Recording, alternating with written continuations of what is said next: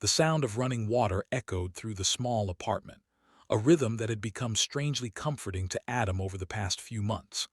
Life had narrowed down to a routine of early mornings, long work hours, and quiet nights with his 7-year-old daughter, Lily. Raising her alone after his wife's sudden passing had left a hollow ache in his chest that he couldn't quite fill.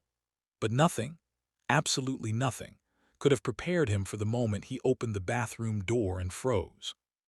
There she was, a woman standing under the harsh bathroom light, drenched, trembling, and looking completely lost.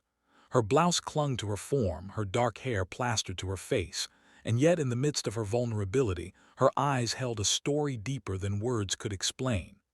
Adam's heart raced, a mix of fear, confusion, and an inexplicable urge to protect washing over him. She looked like someone who had been running from the world and had finally stumbled into a safe corner, though Adam knew this apartment was anything but prepared for strangers. Before he could even ask a question, she looked up and said, "Sir, I didn't know where else to go, I'm afraid. If you believe in kindness, second chances, and the quiet courage of strangers, please like, comment, share, and subscribe to the channel Soul Tale, because stories like this remind us of the humanity we carry inside." Adam's first instinct was hesitation. His daughter was napping upstairs, and this was a situation he had never imagined facing. But the fear in the woman's eyes cut through all doubt. Slowly, he stepped closer, gesturing to a towel. "You need to warm up," he said, his voice low and steady, though his hands trembled slightly. She wrapped herself in it, shivering, her gratitude unspoken but shining through her eyes. Adam noticed bruises, subtle but unmistakable, that told him she had been through something terrifying. His protective instincts kicked in, and for a moment the weight of his own struggles, his grief, his sleepless nights, his uncertainty, melted away. Over the next few minutes she explained, her voice breaking, that she had nowhere to turn.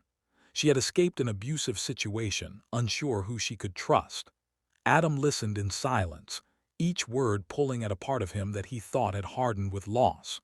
The small apartment, once a symbol of isolation and routine, transformed into a haven, a place where fear met compassion and exhaustion met care. He offered her water, a change of clothes, and the one thing he had learned was most powerful: his presence, his attention, his refusal to turn away. That night Adam found himself packing the apartment, wrestling with emotions he hadn't confronted in months. Fear, yes, but also hope.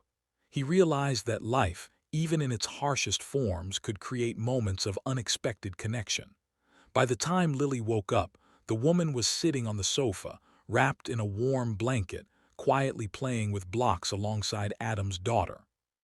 The scene struck Adam with a force that nearly brought tears to his eyes. Two lives, fractured in different ways, finding comfort in the simple act of kindness. Days passed, and the woman, her name was Mara, became a part of their little world, though cautiously at first. Adam faced his own inner battle, how to balance protection with trust, grief with the stirring of something like hope. Mara's presence challenged him to open his heart again, to believe in human resilience and the possibility of rebuilding lives that had been broken. In turn, her trust and vulnerability reminded him that strength is not the absence of fear, but the courage to act despite it. One evening, as Adam watched Lily tuck Mara into bed with a bedtime story, he realized how much his life had changed in just a few short weeks. The apartment was no longer just a home. It was a sanctuary, a place where compassion and courage intersected. The woman who had arrived soaked and scared had brought with her a force that began to heal all of them in ways they hadn't expected. Adam understood that true heroism often isn't dramatic or public. It is quiet, selfless, and unseen, like a hand extended in the dark. Near the end of this journey, Adam felt a profound gratitude for the unpredictability of life. It had thrown him into despair, yes, but also into moments of human connection that reshaped his soul. Mara's whispered thanks one night as she prepared to leave for her new, safe living arrangement hit him harder than any event in his past, proof that compassion could ripple outwards, touching lives in ways we often cannot foresee. If this story touched your heart, please like, comment, and share this video. Let the world know that small acts of courage and kindness matter more than we realize. Before you go, please take a moment to comment below what this story made you feel. It helps us keep sharing tales of hope and resilience that inspire us all. Adam closed the door after Mara had left, the apartment suddenly feeling both emptier and fuller than ever.